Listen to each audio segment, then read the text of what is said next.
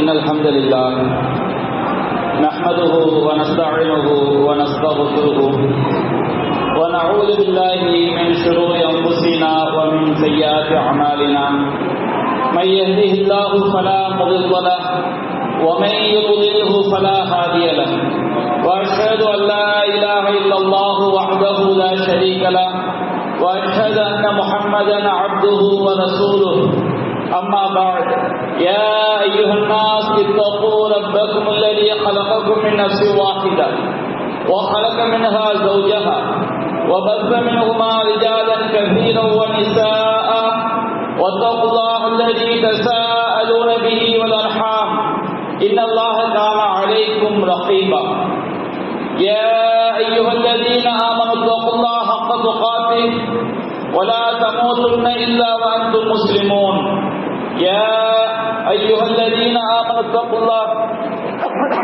وقولوا قولا سديدا يصلح لكم أعمالكم ويغفر لكم ذنوبكم ومن يطع الله ورسوله فقد فاز فوزا عظيما إن أصدق الحديث كتاب الله وخير الهدي هدي محمد وشر الأمور محدثاتها وكل محدثة بدعة وكل بدعة ضلالة وكل ضلالة في النار. அளவிலா அல்லாஹ்வின் நிகரிலா பேரன்புடையவனுமாகிய எல்லாம் வல்ல அல்லாஹ்வின் திருப்பெயரால் ஆரம்பம் செய்கின்றேன். அந்த வல்லநாயகின் வட்டார் பெருந்தருணை அல்லாஹ்வின் இறுதி தூதரும் நம் உயிரினும் மேலான நபிகள் நாயகம் ஸல்லல்லாஹு அலைஹி வஸல்லம் அவர்களின் மீதும் அன்னாரின் வழிமுறையை நெருங்கவராமல் பின்பற்றிய உத்தம சத்திய சஹாபாக்கள் மீதும் அனைத்து முஸ்லிம்கள் மீதும் நாம் அனைவரின் மீதும் என்றென்றும் நின்று நிலவட்டுமாக.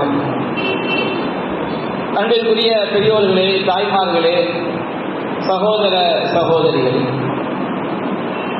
அல்லாஹ் ரப்பல் ஆலமீன் மனிதர்களாக வாழக்கூடிய இறை நம்பிக்கையாளர்களாக வாழக்கூடிய நமக்கு பல்வேறு கடமைகளையும் சட்டங்களையும் வழிகாட்டுதல்களையும் அல்லாஹ் வழங்கியிருக்கின்றான்.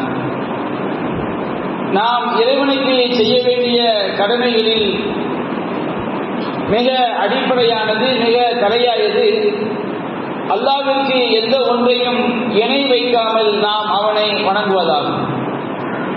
அல்லாஹ் ரப்பல் ஆலமீன் இந்த ஏகத்துவ கொள்கைக்கு அடுத்தபடியாக பல்வேறு கடமைகளை வழிகாட்டுதல்களை அல்லாஹ் நமக்கு வழங்கியிருக்கின்றான்.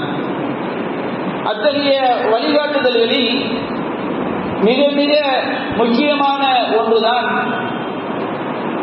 நாம் நம்முடைய இரத்த உறவுகளை, உறவினர்களை நாம் இணைத்து வாழ்தல். அல்லாஹ் ரப்பல் ஆலமீன் திருமறை குர்ஆனிலே கூறுகின்றான், வத்தகுல்லாஹ அல்லதீ தஸாஅலூன பிஹி வல் அர்ஹாம். நீங்கள் எந்த இறைவனை முன்னிறுத்தி ஒருவருக்கொருவர் உங்களுடைய தேவைகளை வேண்டிக் கொள்கிறீர்களோ அந்த இறைவனையும் அஞ்சிக் கொள்ளுங்கள். வல் அர்ஹாம், இரத்த உறவுகளையும் அஞ்சிக் கொள்ளுங்கள் என்று அல்லாஹ் ரப்பல் ஆலமீன் திருமறை குர்ஆனில் குறிப்பிடுகின்றார். இந்த வசனம் என்பது நபிகள் நாயகம் ஸல்லல்லாஹு அலைஹி வஸல்லம் அவர்கள் ஒவ்வொரு உரையிலும் ஆரம்பமாக சொல்லக்கூடிய வசனம். நீங்கள் அல்லாஹ்வையும் அஞ்சிக் கொள்ளுங்கள், உங்கள் இரத்த உறவுகள் விஷயத்திலும் நீங்கள் கவனமாக இறைவனுக்கு பயந்து நடந்து கொள்ளுங்கள் என்று அல்லாஹ் ரப்பல் ஆலமீன் குறிப்பிடுகின்றான். இறை நம்பிக்கையாளர்களின் பண்புகளில் ஒன்றாக இரத்த உறவுகளை, நம்முடைய உடன் பிறந்தவர்கள், அண்ணன்மார்கள், தம்பிகள், அக்காமார்கள், தங்கச்சிமார்கள், பெரியக்கா, சின்னக்கா, நம்முடைய பாட்டனார்கள், தாய்வழி உறவுகள், இது போன்ற திருமண உறவுகள், இந்த உறவுகள் விஷயத்திலே நாம் மிகவும் பேணுதலாக அல்லாஹ்வும் அல்லாஹ்வுடைய தூதரும் வழிகாட்டிய அடிப்படையில் நடந்து கொள்ள வேண்டும் என்பதை திருமறை குர்ஆன் மிகவும் கடுமையாகவும் வலியுறுத்தியும் எச்சரிக்கையாகவும் நமக்கு சொல்லி காட்டுகிறது. நாம் வாழக்கூடிய இன்றைய காலகட்டத்திலே உறவுகளுக்கு மத்தியிலான பிணைப்பு அப்படியே தளர்ந்து கொண்டே வரக்கூடிய ஒரு காலத்தில் நாம் வாழ்ந்து கொண்டிருக்கின்றோம். எத்தனையோ பேருக்கு தங்கள் குடும்பத்தில் உள்ள பெரியக்கா என்றால் யார் என்பது தெரியாது, சின்னப்பா என்றால் அவர்கள் விஷயத்தில் எப்படி நடந்து கொள்ள வேண்டும் என்பது தெரியாது. நபிகள் நாயகம் ஸல்லல்லாஹு அலைஹி வஸல்லம் அவர்கள் நமக்கு அடிப்படையாக ஒன்றை வழிகாட்டி இருக்கின்றார்கள். ஒரு குடும்பம் என்று சொன்னால் அந்த குடும்பத்திலே சிறியவர்களும் இருப்பார்கள், பெரியவர்களும் இருப்பார்கள். பெரியவர்கள் அந்த குடும்பத்திற்காக தியாகம் செய்திருப்பார்கள், பல்லாண்டுகள் உழைத்திருப்பார்கள். பல குடும்பங்களில் தந்தை தன்னுடைய பிள்ளைகளை பாதுகாத்திருப்பார். சில குடும்பங்களில் தந்தை சிறுவயதில் மரணித்து விட்டால் அந்த குடும்பத்தில் மூத்தவராக இருக்கக்கூடிய ஆணோ பெண்ணோ தங்களுடைய சகோதர சகோதரிகளை அவர்கள் பாதுகாத்திருப்பார்கள், அவர்களை அரவணைத்திருப்பார்கள், அவர்களுக்காக தங்களுடைய வாழ்க்கையை தியாகம் செய்திருப்பார்கள். ஆனால் அந்த குடும்பத்தில் வரக்கூடிய இளைய தலைமுறையை எடுத்துக்கொண்டால் நம்முடைய குடும்பத்திற்கு பாடுபட்டது யார், உழைத்தது யார், நம்முடைய குடும்பத்தை மிகப்பெரிய அளவில் முன்னேற்றியது யார் என்பதையெல்லாம் அறியாத தலைமுறைகளாக இன்றைய சிறுவர்கள் இளம் தலைமுறைகள் உருவாகி வரக்கூடிய காலகட்டத்தை நாம் பார்க்கிறோம். நபிகள் நாயகம் ஸல்லல்லாஹு அலைஹி வஸல்லம் அவர்கள் குடும்பத்திலே, குடும்பம் மட்டுமல்ல சமுதாயத்திலும் சரி, மிக முக்கியமாக குடும்பத்தில் பேண வேண்டிய ஒரு முறையை சொன்னார்கள், முஸ்லிமுடைய பண்பை சொன்னார்கள். மல்லம் யர்ஹம் சகீரனா வலம் யஅரிஃப் ஹக்க கபீரினா ஃபலைஸ மின்னா.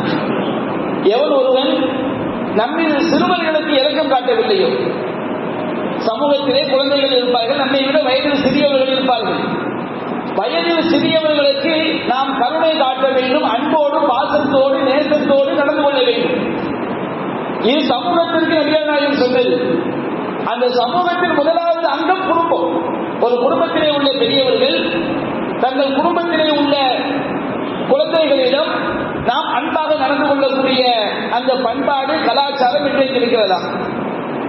நாம் பெற்ற பிள்ளைகளோடு நாம் நேரம் செலவழிப்பதற்கு நமக்கு போதுமான காலம் இல்லை என்று சொல்லக்கூடிய ஒரு சூழலை வாழ்ந்து கொண்டிருக்கிறோம். ஆனால் இஸ்லாம் சொல்கிறது, மல்லம் யர்ஹம் சகீரனா, நம்மில் உள்ள சிறுவர்களுக்கு எவர்கள் அன்போடு பாசத்தோடு நேசத்தோடு நடந்து கொள்ளவில்லையோ, வலம் யஅரிஃப் ஹக்க கபீரினா, தங்கள் சமூகத்திலே உள்ள பெரியவர்களுக்குரிய மரியாதையை, அவர்களுக்குரிய கடமையை எவர்கள் அறிந்து கொள்ளவில்லையோ ஃபலைஸ மின்னா, அவர்கள் நம்மை சார்ந்தவர் அல்ல. நம்மை சார்ந்தவர் அல்ல என்று சொன்னால் இஸ்லாத்தை விட்டு வெளியேறியவர்கள் என்ற கருத்தில் அல்ல. ஒரு முஸ்லிமுடைய பண்பு, ஒரு முஸ்லிமுடைய குணம் இவ்வாறு இருக்காது. வேண்டுமானால் ஒரு இறை மறுப்பான குணம் வேண்டுமானால் அவ்வாறு இருக்கலாம். ஒரு ஈமான்தாரியுடைய குணம் இவ்வாறு இருக்கக்கூடாது என்பதை அல்லாஹ் நபிகள் நாயகம் ஸல்லல்லாஹு அலைஹி வஸல்லம் நமக்கு சொல்லி காட்டுகிறார்கள். மல்லா யர்ஹம் லா யுர்ஹம், எவர்கள் கருணையோடு நடந்து கொள்ளவில்லை அவர்களுக்கு கருணை காட்டப்படாது என்று அல்லாஹ்வின் தூதர் ஸல்லல்லாஹு அலைஹி வஸல்லம் குறிப்பிட்டார்கள். திருமலை குர்ஆனை படித்து பாருங்கள். அல்லாஹ் ரப்பல் ஆலமீன் பல்வேறு வசனங்களில் இறை நம்பிக்கையோடு ஈமானோடு இணைத்து இரத்த உறவுகளோடு நாம் எப்படி நடந்து கொள்ள வேண்டும் என்பதை அல்லாஹ் சொல்லி காட்டுகின்றார். மூமினுடைய பண்புகளை பற்றி அல்லாஹ் கூறுகிறார், வல்லதீன யஸ்லூன மா அமரல்லாஹு பிஹி அய்யுஸல். இறை நம்பிக்கையாளர்கள் எப்படிப்பட்டவர்கள் தெரியுமா? அல்லாஹ் எந்த உறவுகளை இணைத்து வாழ வேண்டும் என்று சொன்னானோ அந்த உறவுகளை அவர்கள் இணைத்து வாழ்வார்கள். வயக்ஷௌன ரப்பஹும், தங்கள் இறைவனுக்கு அவர்கள் அஞ்சுவார்கள். வயகாஃபூன ஸூஅல் ஹிசாப், மறுமையில் கேட்கப்படக்கூடிய அந்த கேள்வி கணக்கின் கெடுதியை அவர்கள் அஞ்சுவார்கள். ஒரு மூமின் என்று சொன்னால் அல்லாஹ்விற்கு பயப்படுவான். மறுமையில் அந்த கேள்வி கணக்குடைய கெடுதிக்கு, கேள்வி கணக்கு நமக்கு எதிராக அமைந்துவிடக் கூடாது என்று பயப்படுவான். அல்லாஹ் கூறுகின்றான், மூமின்கள் என்றால் அவர்கள் இணைத்து வாழ வேண்டும் என்று அல்லாஹ் கட்டளையிட்ட உறவுகளை இணைத்து வாழ்வார்கள், அல்லாஹ்விற்கு அஞ்சுவார்கள், மறுமை விசாரணைக்கு பயப்படுவார்கள் என்று அல்லாஹ் குறிப்பிடுகின்றான். மற்றொரு வசனம், மற்றொரு செய்தியிலே அல்லாஹ்வின் தூதர் ஸல்லல்லாஹு அலைஹி வஸல்லம் சொன்னார்கள், மன் கான யுமினு பில்லாஹி வல் யௌமில் ஆகிர் ஃபல்யுக்ரிம் லைஃபஹு. அல்லாஹ்வையும் மறுமையின் நம்பிக்கை கொண்டவர் தன்னுடைய விருந்தினரை கண்ணியப்படுத்தட்டும், விருந்தாளிகளை அழகிய முறையில் உபசரிக்கட்டும். இதுவெல்லாம் ஒரு சமூக கலாச்சாரம். முஸ்லிம்கள் தங்களுக்கு மத்தியில் எப்படி நடந்து கொள்ள வேண்டும் என்பதை நமக்கு அல்லாஹ்வின் தூதர் கற்றுத் தருகிறார்கள். மன் கான யுமினு பில்லாஹி வல் யௌமில் ஆகிர் ஃபல்யஸிர் ரஹிமஹு. அல்லாஹ்வையும் மறுமை நாளில் நம்பிக்கை கொண்டவர் தன்னுடைய இரத்த உறவுகளை இணைத்து வாழட்டும். மன் கான யுமினு பில்லாஹி வல் யௌமில் ஆகிர் ஃபல்யகுல் கைரன் அவ் லியஸ்முத். அல்லாஹ்வையும் மறுமை நாளில் நம்பிக்கை கொண்டவர் நல்லதை பேசட்டும் அல்லது வாய்மூடி இருக்கட்டும். சஹீஹ் புகாரியிலே பதிவு செய்யப்பட்டிருக்கிற ஒரு நபிமொழி. நபிகள் நாயகம் ஸல்லல்லாஹு அலைஹி வஸல்லம் அவர்கள் அல்லாஹ்வுடைய நம்பிக்கையோடு மறுமை நம்பிக்கையோடு உள்ள ஒருவர் தன்னுடைய இரத்த உறவுகளை இணைத்து வாழ வேண்டும் என்று நபிகள் நாயகம் ஸல்லல்லாஹு அலைஹி வஸல்லம் அவர்கள் குறிப்பிடுகிறார்கள். அல்லாஹ்வின் தூதர் நபியாவதற்கு முன்பாகவே அவ்வாறு தான் இருந்தார்கள். அவர்களுக்கு முதலாவது வசனம் அருளப்பட்டவுடன் தங்களுடைய இதயம் நடுங்கியவர்களாக படபடுத்தவர்களாக அன்னை ஹதீஜா ரலியல்லாஹு அன்ஹா அவர்களை நோக்கி வரும் பொழுது அவர்கள் சொன்ன ஆறுதல் என்ன தெரியுமா? நபிகள் நாயகத்திற்கு சொன்ன ஆறுதல் என்ன தெரியுமா? ஹதீஜாவை எனக்கு ஏதாவது நிகழ்த்திவிடும் என்று நான் பயப்படுகிறேன். அவர்கள் சொன்ன முதலாவது வார்த்தை கல்லா, ஒருபோதும் அவ்வாறு நடக்காது. வல்லாஹி லா யுஹ்ஸீக அல்லாஹு அபதா, அல்லாஹ் உங்களை ஒருபோதும் இழிவுபடுத்த மாட்டான். பல்வேறு நற்குணங்களை பட்டியலிட்டார்கள். அதில் அவர்கள் முதலாவது பட்டியலிட்ட விஷயம் என்ன தெரியுமா? இன்னக லதஸிலு ரஹீம், நாயகமே நீங்கள் இரத்த உறவுகளை இணைத்து வாழ்கிறீர்கள். அன்னை ஹதீஜா ரலியல்லாஹு அன்ஹா நபிகள் நாயகத்திற்கு எந்த கேடும் வராது என்பதற்கு அவர்கள் வைத்த முதல் சான்று உங்களுடைய பண்பு உறவுகளை, இரத்த உறவுகளை நீங்கள் இணைத்து வாழக்கூடியவராக இருக்கிறீர்கள், உங்களுக்கு எப்படி அல்லாஹ் ஈடுபடுத்துவான் என்று அன்னை ஹதீஜா ரலியல்லாஹு அன்ஹா நபிகள் நாயகம் ஸல்லல்லாஹு அலைஹி வஸல்லம் அவர்களை ஆறுதல் படுத்தும் விதமாக சொன்னார்கள். திருமலை குர்ஆனை படித்து பார்த்தால் காஃபிர்களுடைய பண்பு, குழப்பவாதிகளின் பண்பு, நயவஞ்சகர்களின் பண்பாகத்தான் அல்லாஹ் இரத்த உறவுகளை பகைப்பதை அல்லாஹ் சொல்லி காட்டுகிறான். திருமலை குர்ஆனில் யூதர்களை பற்றி, இஸ்ரவேல சமுதாயத்தை பற்றி அல்லாஹ் குறிப்பிடுகிறான். நயவஞ்சகர்களை பற்றி அல்லாஹ் கூறுகின்றான். அல்லதீன யன்குலூன அஹ்தல்லாஹ், அவர் அல்லாஹ்வுடைய உடன்படிக்கையை முறிக்கிறார்கள். வயக்தூன மா அமரல்லாஹு பிஹி அய்யூசல், அல்லாஹ் இணைத்து வாழ வேண்டும் என்று உத்தரவிட்ட இரத்த உறவுகளை பகைக்கிறார்கள். உலாயிக ஹுமுல் ஹாசிரூன், அவர்கள் தான் நஷ்டவாளிகள் என்று அல்லாஹ் குறிப்பிடுகிறார். நயவஞ்சகர்களின் பண்பு இரத்த உறவுகளை பகைத்து வாழ்வது. மற்றொரு வசனத்தில் அல்லாஹ் கூறுகின்றான், வயக்தூன மா அமரல்லாஹு பிஹி அய்யூசல், அல்லாஹ் இணைத்து வாழுமாறு உத்தரவிட்ட இரத்த உறவுகளை அவர்கள் பகைக்கிறார்கள். உலாயிக லஹுல் லஅனா, அவர்களுக்கு தான் அல்லாஹ்வுடைய சாபம் இருக்கிறது. உலாயிக ஹும் ஸூத்தார், அவர்களுக்கு தான் மறுமையில் கெட்ட வீடு இருக்கிறது. அல்லாஹ்வுடைய சாபம் என்றால் என்ன? அல்லாஹ்வுடைய கருணை, அல்லாஹ்வுடைய அருள் அவனுக்கு ஒருபோதும் கிடைக்காது. இரத்த உறவுகளை இணைத்து வாழக்கூடியவர்கள் அல்லாஹ் இவ்வளவு இரத்த உறவுகளை பகைத்து வாழக்கூடியவர்களை அல்லாஹ் ரப்பல் இவ்வளவு கடுமையாக அல்லாஹ் கண்டிக்கின்றான், எச்சரிக்கை செய்கின்றான். ஒரு திருமலை குர்ஆனிலே நயவஞ்சகர்களை பற்றி ஒரு இடத்தில் அல்லாஹ் கேட்கின்றான். ஹல் அஸைதும் இன் தவல்லைதும் அன் துஸிது ஃபில் அர்த், ஒரு சம்பவத்தில் அல்லாஹ் கேட்கிறான், நீங்கள் ஊருக்குள் திரும்பி சென்றால் இந்த பூமியிலே குழப்பம் செய்வீர்களா? இரத்த உறவுகளை நீங்கள் துண்டிப்பீர்களா? நயவஞ்சகர்களை பார்த்து அல்லாஹ் கேட்கிறார். ஒரு குறிப்பிட்ட சாதாரை பார்த்து, நீங்க ஊருக்குள்ள போனா ஊர்ல குழப்பம் உண்டாக்குவீங்க, இரத்த உறவுகளை துண்டிப்பீர்களா? அல்லாஹ் கூறுகிறான், இவர்களைத்தான் அல்லாஹ் சபித்து விட்டான், அவர்களை செவிடாக்கி விட்டான், அவருடைய பார்வைகளை அல்லாஹ் குருடாக்கி விட்டான். அல்லாஹ் சபித்து விட்டான், அவர்களை செவிடாக்கி விட்டான், அவருடைய பார்வைகளை குருடாக்கி விட்டான் என்ற அர்த்தம். அவர்களால் சத்தியத்தை ஒருபோதும் பார்க்கவே முடியாது. எத்தனை குர்ஆன் வசனங்களை படித்தாலும் அந்த குர்ஆன் வசனங்கள் அவர்களுக்கு நேர்வழி காட்டாது. அதுதான் அவருடைய கருத்து. அவர்களை அல்லாஹ் செவிடாக்கி விட்டான். எவ்வளவு போதனைகளை கேட்டாலும் அவருடைய உள்ளத்தில் அந்த போதனைகள் எந்த மாற்றத்தையும் உண்டாக்காது. அல்லாஹ் அவர்களை சபித்து விட்டான். அவர்களுக்கு அல்லாஹ்வுடைய அருள் கிடைக்கவே கிடைக்காது. எவ்வளவு பெரிய பாதிப்பார்கள். ஒரு மூமின் நினைத்து பார்த்தால் நெஞ்சமெல்லாம் அப்படியே பயப்படக்கூடிய ஒரு சூழல்.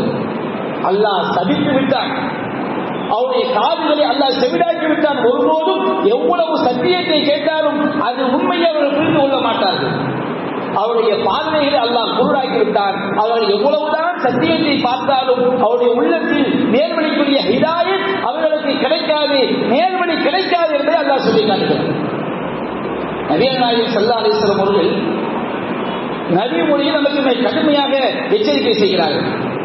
அல்லாஹ் ரப்பல் ஆலமீன் படைப்பை படைத்து முடித்தவுடன் உறவு எழுந்து ரஹ்மானுடைய கீழாடையை பிடித்துக் கொண்டது.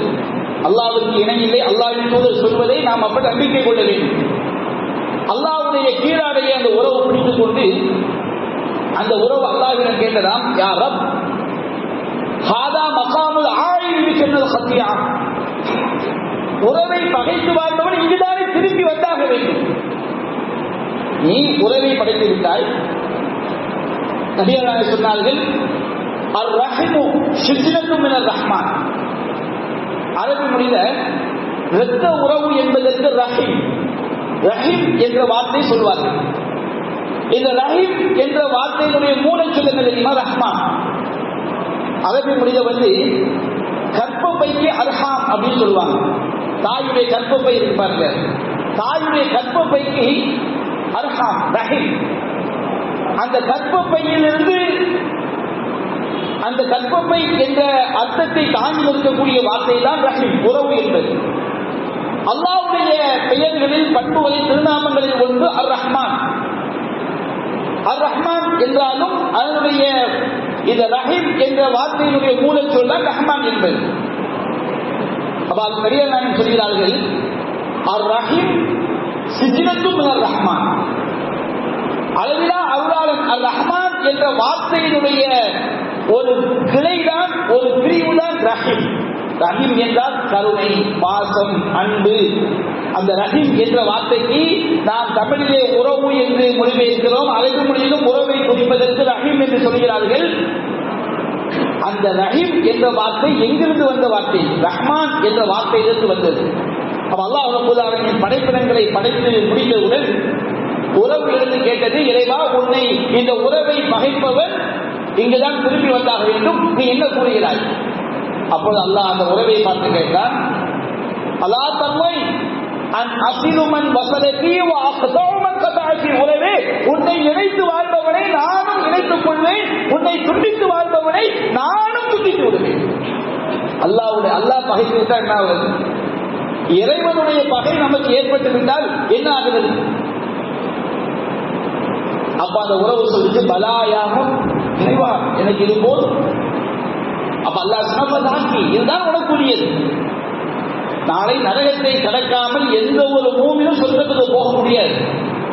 நரகத்துக்கு மேல ஒரு பாலம் அமைக்கப்படும்.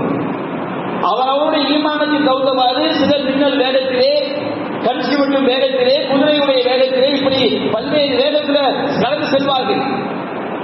அந்த பாலத்தில் கடந்து செல்வதற்கு முன்பாக அந்த பாலத்தின் ஒரு புறம் அமானிதம் நிறுத்தப்படும், நம்பிக்கை நிறுத்தப்படும். நம்பிக்கை மோசடி பண்ணா அந்த பாலத்தை கடக்க முடியாது. இன்னொரு புறம் உறவு நிறுத்தப்படும். உறவை பகைத்து வாழ்ந்தவர்கள் அந்த பாலத்தை மேல கடக்கவே முடியாது. ஒரு புறம் அமானிதம் நிறுத்தப்படும்.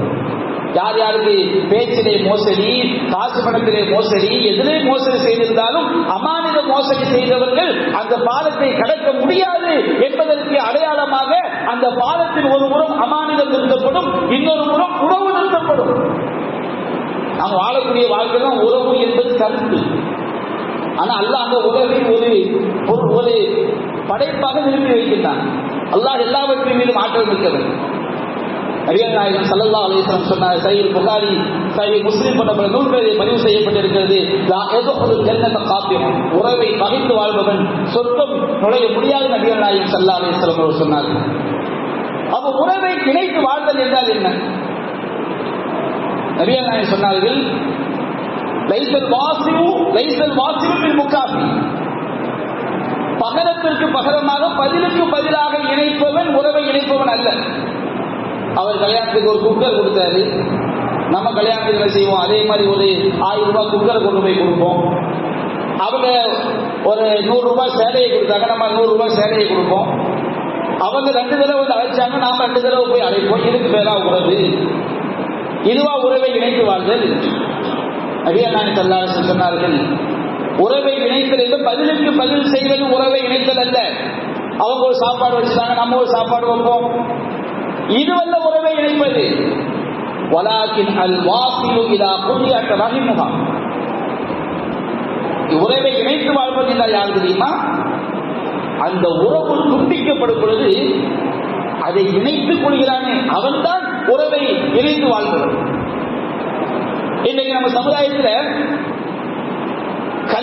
உலகத்தில் நடக்கக்கூடிய மார்க்கத்துக்கு மாற்றமான காரியங்களை தாண்டி உறவை இணைத்தல் என்று என்ன இருக்கிறது? உறவினர்களை போய் நம்ம சந்திக்கிறது உறவை இணைக்கிறது. இன்றைக்கு நம்முடைய பிள்ளைகளுக்கு பெரியத்தா போய் பாரு, சின்னத்தா போய் பாரு, மாமியை போய் பாரு, அவங்க நலம் விசாரி, இந்த மாதிரி பண்பாடுகள் நாம சொல்லிக் கொடுக்கிறோமா? நம்ம கிட்ட அந்த மாதிரி பண்பாடு இருக்கிறதா? மிக நெருங்கிய உறவினர்கள் வந்தாலும் யாரோ எவ்வளவு மாதிரி நடக்கக்கூடிய பிள்ளைகளை தான் இன்றைக்கு பார்க்கிறோம். சமூகத்தில் அந்த பண்பாடு ஏன் மாற்றம் சொல்லித் தரக்கூடிய அந்த பண்பாடு ஏன் குறைந்து கொண்டே செல்கிறது? உறவினர்களை போய் நலம் விசாரிக்கலாம். அவங்களுடைய குடும்ப சூழல் என்ன, செல்வ நிலையிலே இருக்கிறார்களா, வறுமை நிலையிலே இருக்கிறார் என்பதை விசாரிக்க வேண்டும். உடல் நலத்தை விசாரிக்க வேண்டும். நம்முடைய உறவினர்கள் ஏழைகளாக இருந்தால் வெளியே சொல்ல மாட்டாங்க. எவ்வளவு பேர் குடும்பத்துக்காண்டி பாடுபட்டிருப்பாங்க, உழைச்சு போட்டிருப்பாங்க, கண்ணியமாகவே வாழ்ந்திருப்பார்கள். சில கண்ணியம் மார்க்கத்துக்கு முரணாகவே இருக்கு. ஒரு நண்பர், அவர் யார் வந்து கேட்டாலும் கொடுத்துக்கிட்டே இருப்பாரு.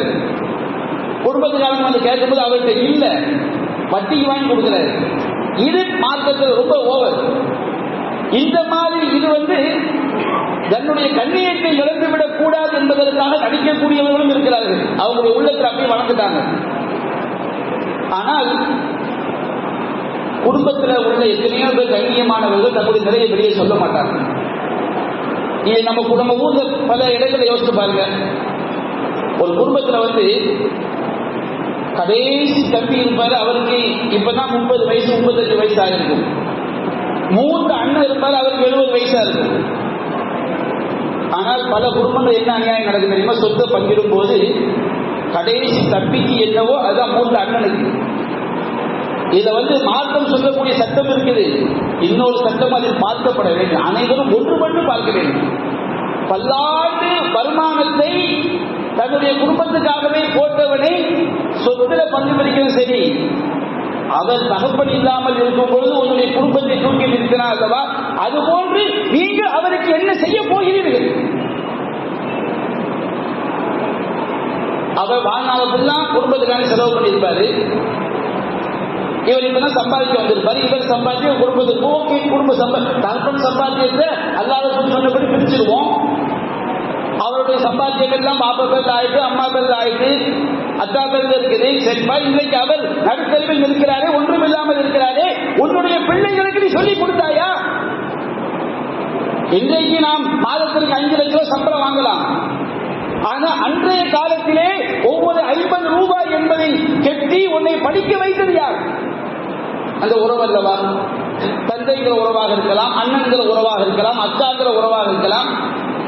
இன்றைக்கு 5 லட்சம் பெரிதாக தெரியலாம். ஆனால் அன்றைய 50 இன்றைய 5 கோடிக்கு சமம் என்பதை நாம் எப்படி மறக்க முடியும்? பிள்ளைகளுக்கு சொல்லிக் கொடுத்தோமா?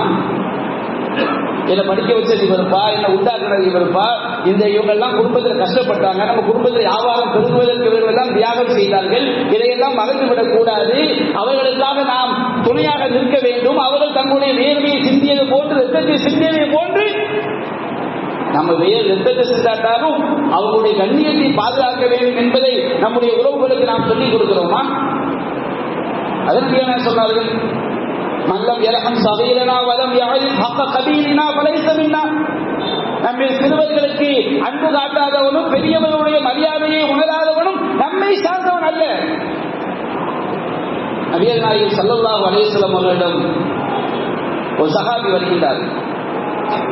அல்லாஹ்வின் தூதரே, எனக்கு சில உறவினர்கள் இருக்கிறார்கள்,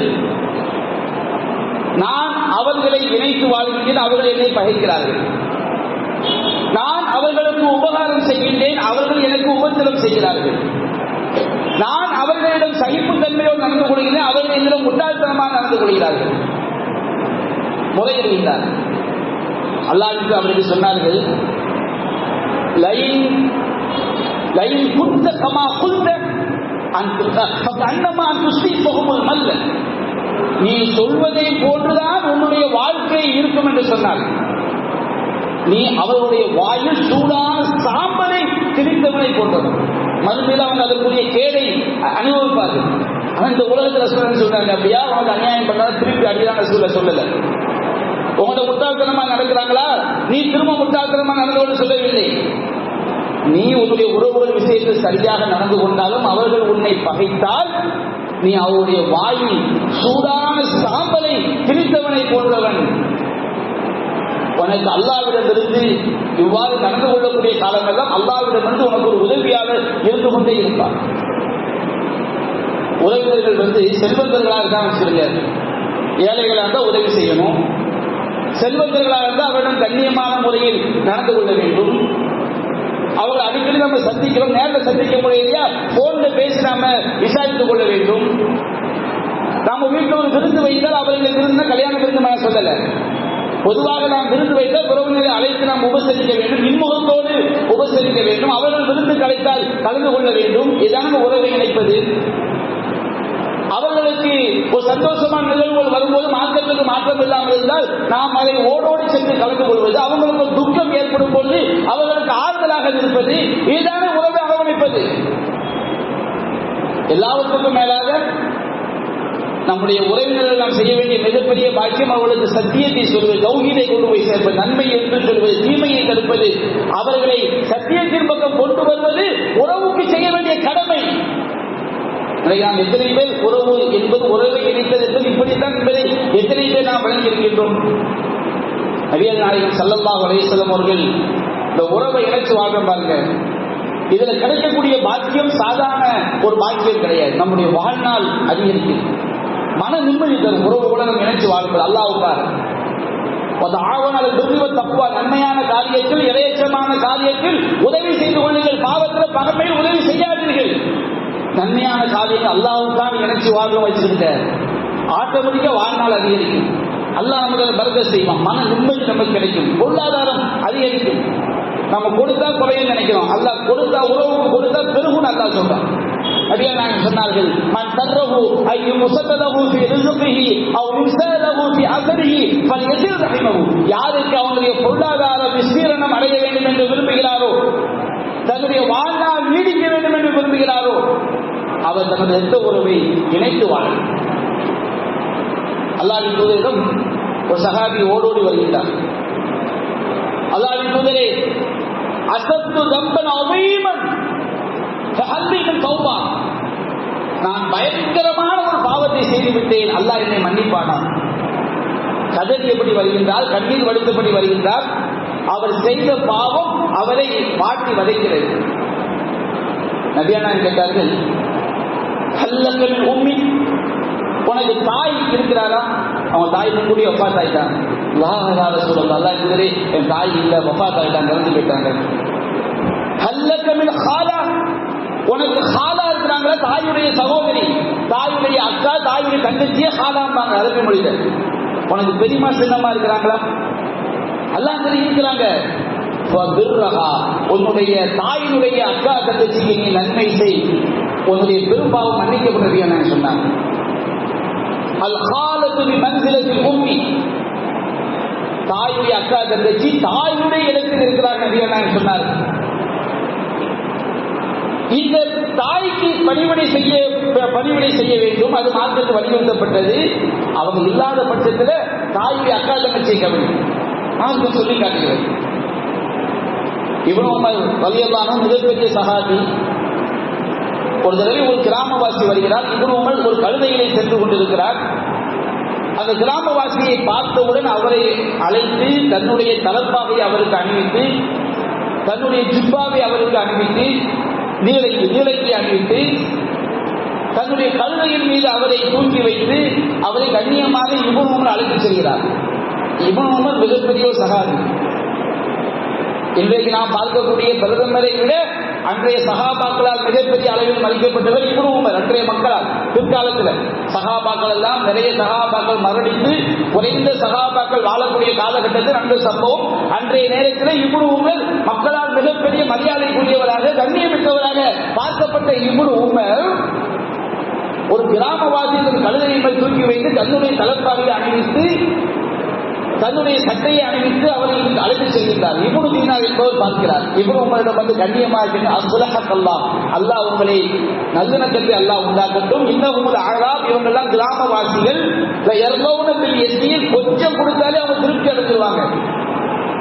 ஒரு பிளாட்பாரத்தில் இருக்கிறவங்களுக்கு 5 கொடுத்தாலே அவங்க ரொம்ப பெருசா பார்ப்பாங்க. இந்த கிராமவாசிகளை இந்த அளவுக்கு நீங்க கண்ணியப்படுத்த வேண்டுமா? இப்னு உமர் அங்க சொன்ன வார்த்தை என்ன தெரியுமா?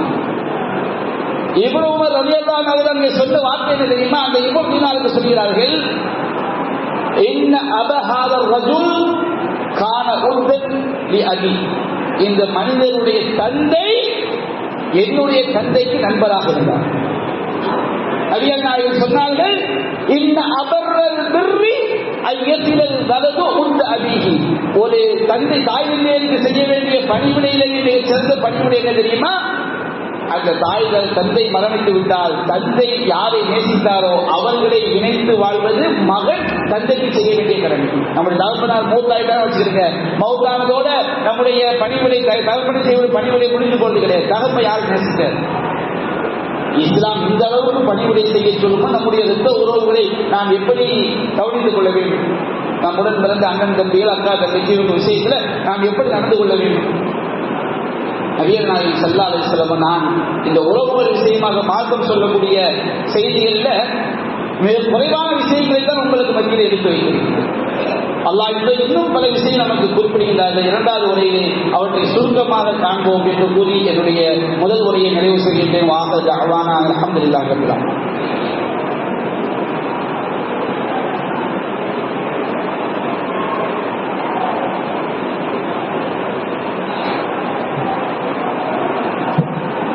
அல்ஹம்துலில்லாஹி ரப்பில் ஆலமீன். அன்பிற்குரிய சகோதரர்களே, நபிகள் நாயகம் ஸல்லல்லாஹு அலைஹி வஸல்லம் அவர்கள் உறவுகளை இணைத்து வாழ்வதற்கு எண்ணற்ற நன்மைகளை சிறப்புகளை நமக்கு சொல்லி காட்டியிருக்கிறார்கள். சஹீஹ் முஸ்லிமிலே பதிவு செய்யப்பட்டிருக்கிறது. அல்லாஹ்வின் தூதர் கூறுகிறார்கள், ஒவ்வொரு வியாழக்கிழமை முடிந்து வரக்கூடிய வெள்ளிக்கிழமை இரவும் ஆதமுடைய மக்களின் செயல்கள் அல்லாஹ்விடம் எடுத்து காட்டப்படுகிறது. ஒவ்வொரு வெள்ளிக்கிழமை இரவுடையும் நாம செஞ்ச நல்லறங்கள் அல்லாஹ்விட்ட எடுத்து காட்டப்படுகிறது. நபியான சொல்றாங்க, இரத்த உறவுகளை துண்டித்து வாழ்பவனை தவிர மற்ற எல்லோருடைய நல்லறங்களும் ஏற்றுக்கொள்ளப்படுகிறது. நாம தொழுகிறோம், நோன்பு வைக்கிறோம், ஜக்காத்து கொடுக்கிறோம், ஹஜ்ஜு செய்கிறோம், திக்ர் செய்கிறோம், இது எல்லாம் ஏற்றுக்கொள்ளப்படணும்னு சொன்னோம்னா இரத்த உறவுகளை இணைத்து வாழணும், அரவணைக்க வேண்டும். அரவணைத்தால் அவனுடைய அமல்கள் என்ன செய்யப்படுகிறது? ஏற்றுக்கொள்ளப்படுகிறது. எவ்வளவு பெரிய பாக்கியம் யோசிச்சு பாருங்க. நம்ம இரத்த உறவுகளோடு நன்மையான விஷயங்கள்ல, பாவமில்லாத விஷயங்கள்ல நாம் இணைந்து வாழும்போது நம்முடைய நல்லறங்கள் ஏற்றுக்கொள்ளப்படுவதற்கு அது மிகப்பெரிய ஒரு பாக்கியமாக, ஒரு காரணியாக அது அமைந்து விடுகிறது. அதே போல் நபிகள் நாயகம் ஸல்லல்லாஹு அலைஹி சொன்னார்கள், வெள்ளிக்கிழமை இரவு நம்ம அமல்கள் எடுத்து காட்டப்படுகிறது. ஒவ்வொரு திங்கள் கிழமையும் ஒவ்வொரு வியாழக்கிழமையும் சொர்க்கத்துடைய கதவுகள் திறக்கப்படுகிறது. ஒவ்வொரு வாரமும் திங்கள் வியாழன் சொர்க்கத்து கதவுகள் திறக்கப்படுகிறது.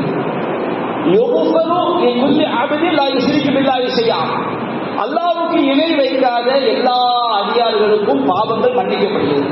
பாவ மன்னிப்பு கிடைக்கும். திங்கட்கிழமை வியாழக்கிழமை நாம் அல்லாஹ்ட்ட பாவ மன்னிப்பு கேட்கும் போது அல்லாஹ் பாவத்தை மன்னிக்கிறான். ஆனால் இல்லா ரஜுலன் பைனஹு வ பைன அஹீஹி ஷர்னா, ஒரே ஒரு மனுஷனுக்கு மட்டும் அவன் அல்லாஹ்வுக்கு இணை வைக்காதவனாக இருந்தாலும் அவனுக்கு பாவ மன்னிப்பு கிடைக்காது.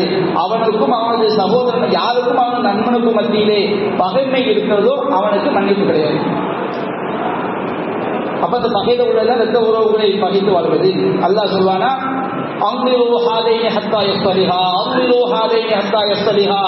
இந்த இருவரும் நல்லிணக்கமாகும் வரை அவங்களுக்கு அவகாசம் கொடுங்கள்.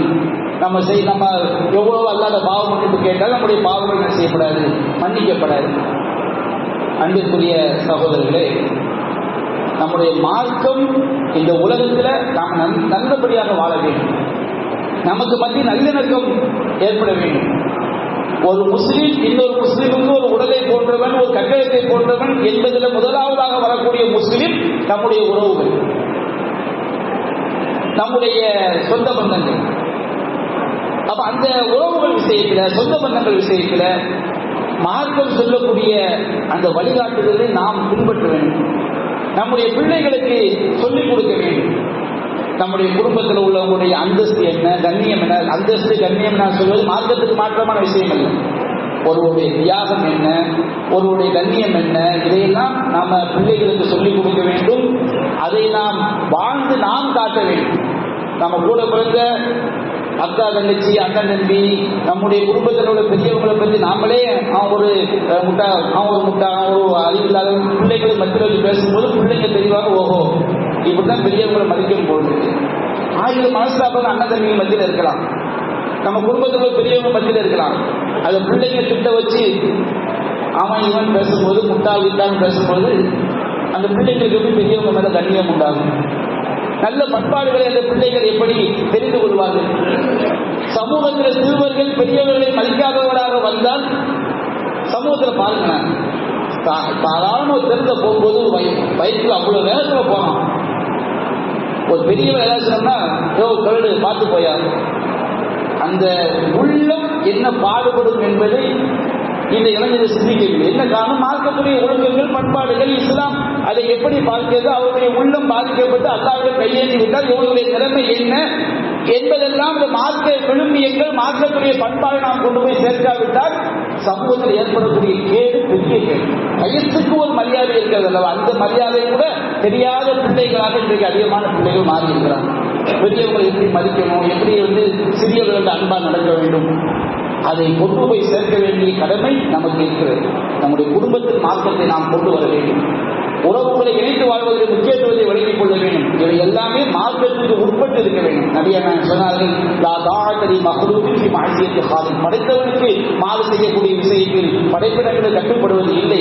மார்க்கத்துக்கு மாற்றமில்லாத விஷயங்களிலே, நாம் நன்மையான காரியங்களிலே, இறையச்சமான காரியங்களிலே அல்லாஹ்வின் தூதர் கட்டளையிட்டபடி நம்முடைய உறவுகளோடு நாம் இணைந்து வாழ வேண்டும். சகிப்புத்தன்மையோடு வாழ வேண்டும். அவர்களை நலம் விசாரிக்க வேண்டும். அவர்களை உபசரிக்க வேண்டும். பெரியவர்களை கண்ணியப்படுத்த வேண்டும். குடும்பத்தில் உள்ள சிறுவர்களுக்கு நாம் இரக்கம் காட்ட வேண்டும். அல்லாஹ் ரப்பல் ஆலமீன் அத்தகைய நற்பண்புகளை பெற்று வாழக்கூடிய நன்மக்களாக நாம் அனைவரையும் ஆக்கி அருள் புரிவானாக. வாஹிரு தஅவானா அல்ஹம்துலில்லாஹி ரப்பில் ஆலமீன்.